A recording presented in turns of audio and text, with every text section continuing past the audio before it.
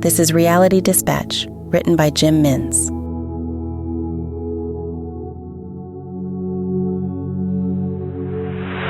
The soda fridge was adjacent to the automatic doors. She walked over and pushed it forward with all her might.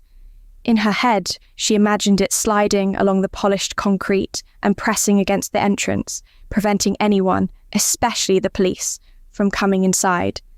Instead, it crashed to the floor in a heap, blocking half the entrance and the exit, enough for someone to step over and escape easily. The congregation inside the convenience store took notice of her aggressive behaviour. "What's your problem?" one customer asked, walking over to confront her. "What's it to you?" she replied. He had already reached into his pocket and removed his wallet. With a flick of his wrist, he flipped the flap open to reveal the gold-plated badge inside. "Senior Inspector Kavesh," he said, holding it up to avoid ambiguity. "Why are you smashing apart the shop?" The store manager walked out of his PIN code secured register area and over to the scene of destruction. "Oh, great! Why'd this have to happen on my watch? My boss is going to kill me," he declared. "Just step back, mate. I'm a cop." "I'll handle this," Officer Kavesh replied. "You want to be useful? Just go back to your register and look after these customers while I get a statement." The manager nodded and trekked backward over to his register area. There was a line of 3 people deep waiting to pay for fuel and confectionery. All eyes were on Tracey, who stood face to face with Officer Kavesh. No one had noticed the veins in her neck that had already begun to bulge. The moon was high in the sky, completely uncovered thanks to a clear, blue midnight sky. "I'll ask you again, why are you trashing the store? Are you on drugs or something?" Kavesh asked. Tracey's neck twitched. It was impulsive, against her will. She could not control her actions on nights when the moon exposed itself. "Yeah, I thought so," he said, turning to the store manager. "We've got a tweaker here, high as a kite. I'm going to need some backup. Can you call up my precinct? I'm off duty. I need a uniform to take her in," Kavesh instructed. The manager picked up a landline and awaited the number. 645-9393. Say you're calling on behalf of Senior Inspector Dev Kavesh and you wish to speak to either McNichols or Graham. Let me know when they're on the line and I'll take over. The manager began to perform as instructed, while Kavesh addressed the customers. "I'm sorry to disrupt your night, folks. I've dealt with enough junkies to know the faster you act on them, the less damage they will do in the long run. If you can just bear with me for a few more minutes, I'll try not to hold you up too much longer. You can then purchase your items and be on your merry way," he informed. A surfer dude, shoeless and holding a melting ice cream in his left hand, nodded through curly dreadlocks. Behind him was a goth girl looking to buy a packet of smokes. She had a change of heart when the delay set in. "I'll just go elsewhere. I only wanted cigarettes," she said as she headed for the exit. "I don't blame you," Kavesh said as he turned to face Tracey. The goth girl approached the exit and prepared her leg to step over the overturned fridge when Tracey raced over to her and lifted her by the hair. She effortlessly flung her across the store where the girl landed in a freezer, smashing the glass as she crashed.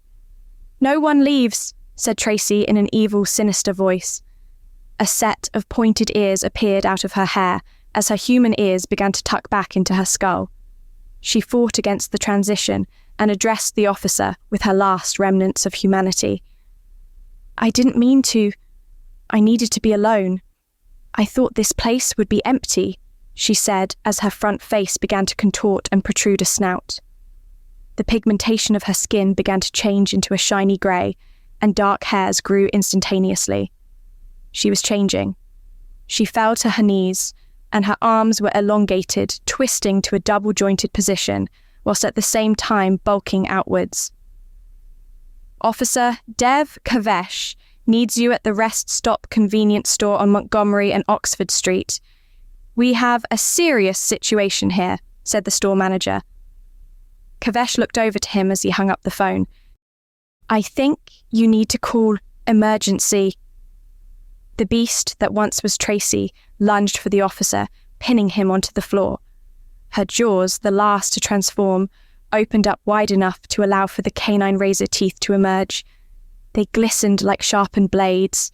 They poked out of the gums at lengths of up to 5 centimeters. When they had fully protracted, she made a meal out of the man on the floor of the shop for all to witness. A panic ensued as the surfer man made a run for the exit, before slipping on the pool of dark red that had spread out of the exit wound. The beast was too busy feasting on the officer to notice the second potential meal that lay by its side.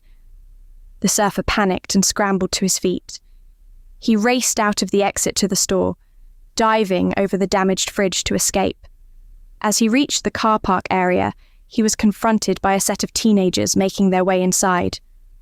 "Do not go in there!" he yelled as he ran off. The goth girl woke from her brief slumber and looked up from her crashed position. She was ice cold, and she could feel the cuts over her body where the broken glass had sliced at her. She witnessed the beast finishing its meal with what was left of the officer. She slowly lowered her head back down to rest. Too much drama to deal with for one night. The night manager slammed the glass partition of the register area from the customer area as the beat leapt up onto the counter. The manager stood as far back as he could away from the monster, attaching himself to the counter where the cigarettes were on display. He patted down the bench areas, looking for the weapon he knew that the owner hid for such occasions. He never had to draw from it before. But he was worried that the reinforced glass partition was for show only, and that it would not hold back the full force of this monster if it decided to attack. He felt the outline of the panic button and began to press it over and over again. The snout of the beast aligned with his face as it let out a roar. The beast then stepped down away from the partition and over by the aisles, as if bored by the idea it would have to go to so much effort for an attack. This put the night manager at ease, temporarily. The beast was using this position to make a run for the glass. It bolted at a fast pace directly toward the night manager. He closed his eyes just as he realized what the monster was doing. The last thing he heard was the smashing of glass.